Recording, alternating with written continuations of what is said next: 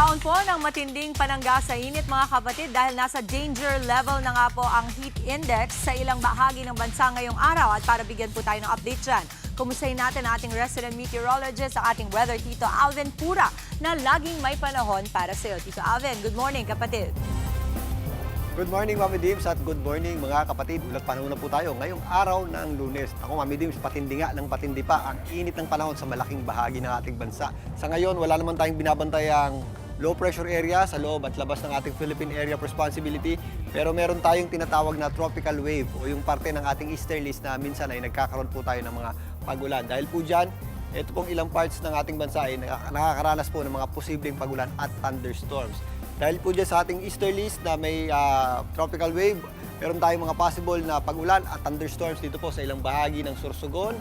Kasama na po dyan ng Samar Provinces, Southern Leyte at maging dito po sa areas ng Dinagat Islands. Kasama na po dyan ng Surigao del Norte, kasama na rin po dyan ang area ng Siargao. Ang mga areas na po yan ay possible po na magkaroon ng mas maulap na panahon at mas mataas din po ang chance ng pag-ulan. Again mga kapatid, mag-ingat po tayo sa mga possible effects ng mga pag-ulan na yan at thunderstorms, lalong-lalo na yung mga possible flash floods and landslides. Pero ang natitirang bahagi po nating bansa ay patuloy na makakaranas ng mainit at maalinsangang panahon. Dulot pa rin ang epekto nitong ating easterlies. Sa katunayan, medyo may kataasan po ang ating inaasahang heat index ngayong araw na ito. Possible po yung umabot sa hanggang 45 degrees dito po sa areas ng Western Visayas.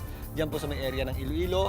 Naglalaro naman sa 43 hanggang 44 degrees Celsius yung ating heat index sa mga areas ng Cavite, Iloilo, kasama na po dyan ng Negros Occidental, maging dito sa eastern portion ng Samar, dyan po sa may Giwan. Samantala, ang mga possible danger levels din po ang ating aasahang heat index sa mga areas ng Aurora, dyan po sa Baler at Kasiguran, sa Zambales, sa Central Luzon, kasama po dyan ng Palawan, Masbate, maging dito sa Rojas City, sa may Capiz na maglalaro o posibleng umabot sa hanggang 42 degrees Celsius yung ating heat index. Dito sa Metro Manila, umiinit na rin po at lumalawak na rin po yung ating alinsangan. Kung papansin nyo, sa umaga pa lang may kaalinsangan na po ang ating panahon.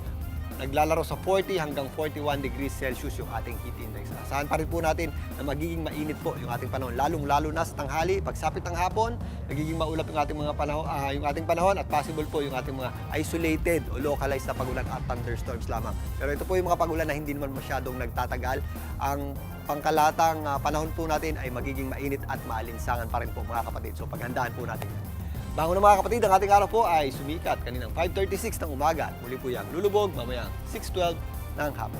At yan muna latest sa ating lagay ng panahon ngayong Lunes ng umaga. Muli ako po ang new weather, Tito Alvin, na laging may panahon para sa inyo. Mga kapatid, Tito Alvin Pura po na laging may panahon para sa iyo, umaraw man o umulan, dapat laging handa. Kaya para maging updated sa pinaka-latest weather updates, mag-follow at mag-subscribe na sa social media pages ng News 5.